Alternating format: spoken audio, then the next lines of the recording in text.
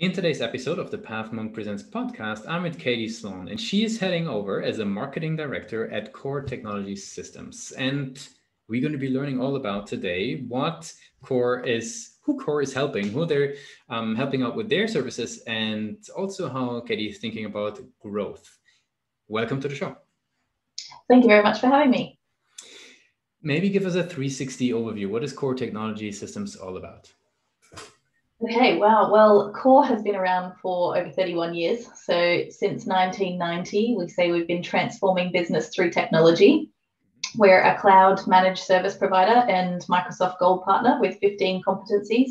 And we use these competencies in a number of ways, including helping businesses to get more value from their Microsoft investments. So whether you're a business that's looking to make that first move from legacy infrastructure into the cloud, or you're already on your cloud journey, we use our experience and knowledge to integrate or consolidate technology and optimize customer environments, as well as providing ongoing support, training, and end user adoption. So our managed IT services is focused on being scalable, secure, and enabling productivity and growth. I think you nailed it there. I couldn't have read it better and learned from the page. So that gives a very good overview. Tell us, who's using those services? Like, who's raising their hand and says, we need to partner with Core? Well, look, I think everybody can benefit from Microsoft technology, but those who specifically benefit from Core services are businesses who are maybe looking to outsource their some or all of their IT needs, so they don't have to deal with that headache internally. So because we can design, migrate, and manage IT infrastructure, as well as providing that end user training, there are a lot of companies who maybe don't have that capability internally. I'd say our sweet spot is probably serving businesses around 200 to 2,000 IT users. However, we do have one customer who has over 30,000 licenses with us, so it varies in size. And I would say we're definitely very strong in central and local governments and the public sector as well. But we have lots of customers across manufacturing, retail, membership organizations. So yeah, there's quite a lot of different sectors that we serve. And what, as a marketer, probably you're, or at least, what we talk a lot about on the show is like there's, different personas that are really interested in what you guys are doing. Like, who would be raising their hand? Is that like a CTO? Is that like an operations manager? Like, who would be saying, okay, we need Core? It really varies on how much of it is infrastructure or sort of cloud technology, and sometimes it'll be CTOs, or again, depends on the structure of the organizations, might be IT directors or IT managers or someone responsible for applications. It could be someone responsible for identity or access management in the business, but we're actually starting to see a bit of a shift in marketing as well with some of the new employee experience platforms coming out like Microsoft Viva, where we're getting a bit more interest from HR departments and marketing departments around how they can help to use technology to build that experience internally for their people. Interesting. So basically new platforms enabling also new types of people getting advantage of Core. Very interesting. Yeah. So now with these people that are getting, to know Core, like how do you think about their journey? Like what are sort of the typical client acquisition channels that you guys are leveraging? Many of our current customers are following a referral from another customer, which is a really great position for us to be in. But we also have a really well-developed relationship with Microsoft, who do pass us leads directly as a result of our history of delivering excellent service, which is great. We get leads from our public sector frameworks for the strong public sector base and not-for-profit and membership organizations. But we do have a lot of website traffic as well. So I'm very pleased with the health of our website and our inbound lead generation, which comes through a variety of channels. We're across LinkedIn, Twitter, and Facebook, but I'd say probably LinkedIn would be the most useful social platform in terms of lead gen.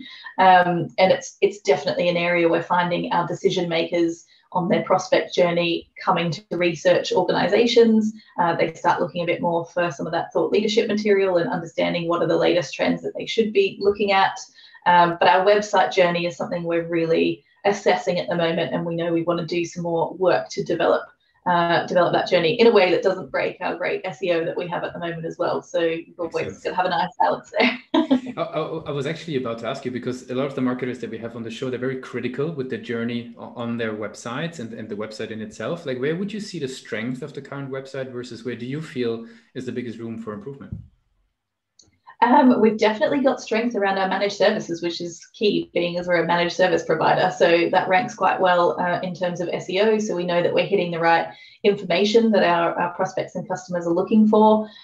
We've got a lot of great SEO around our knowledge hubs, so around blogs and case studies, which I think referenceability is one of the most important things you can have on your website.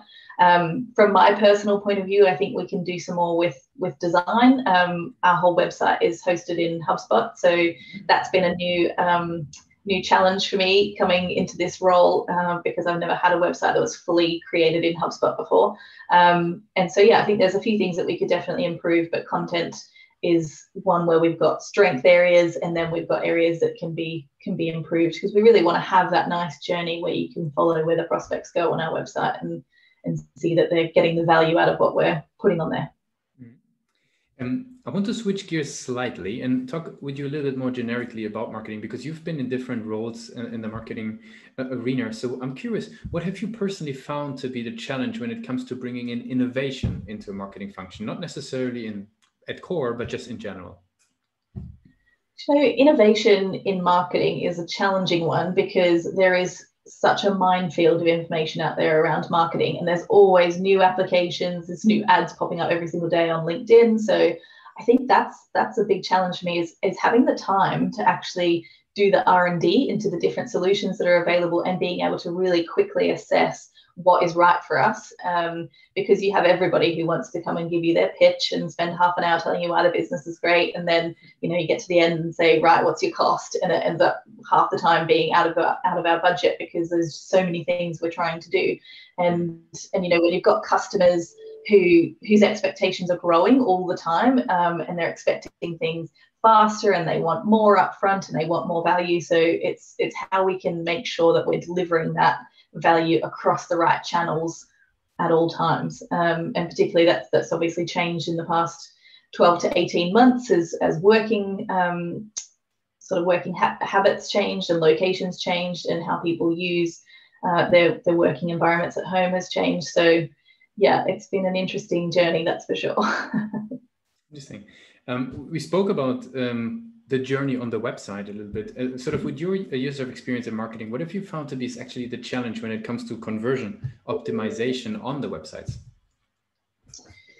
Well, look, I think there's several challenges on the website. There's how much you use gated content versus non-gated content. So you don't want to give everything away without getting any details, but at the same time, you don't want to have everything gated to the point where you lose an audience and see those exits rise on multiple pages. So I think finding that balance is definitely the challenge at the moment, and understanding what information people want to give and how that changes, because I think people's perspectives around, how's my information going to be used, can sometimes be a bit skewed from how it actually is used, because they might have heard of, read an article or heard about data. And I'm like, if you're using a smartphone, then, you've pretty much given your data to so many different companies and apps, and it's very little to the work email and company name that we might ask for.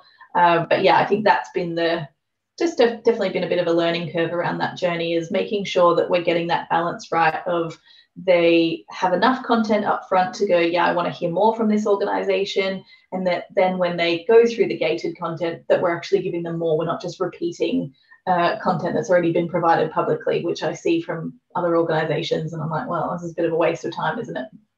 Makes a whole lot of sense. You're really describing nicely the buying journey there, right? How they are getting better understanding of what you actually are doing and the value behind it. Super interesting.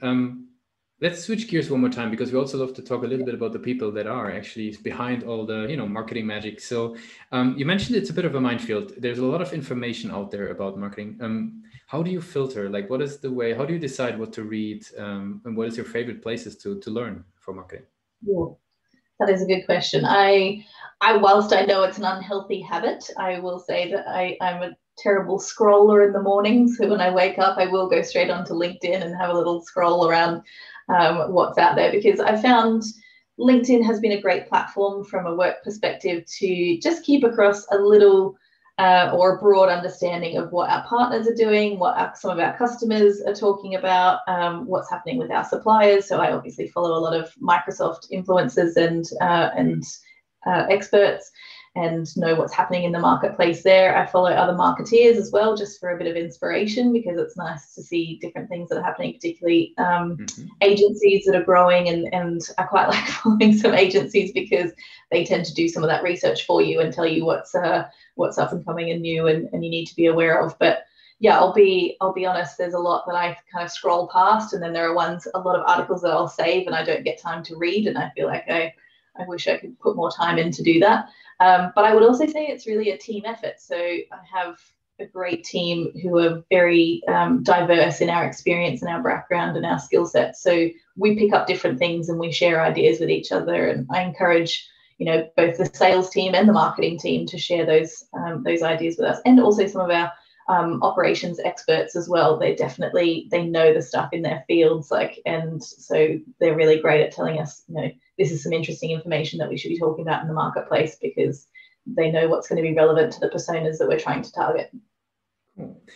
Since we're slowly coming to the end of the interview, I would love to jump into our rapid fire questions. Are you ready for those? They're a little bit of a surprise for our guests. So.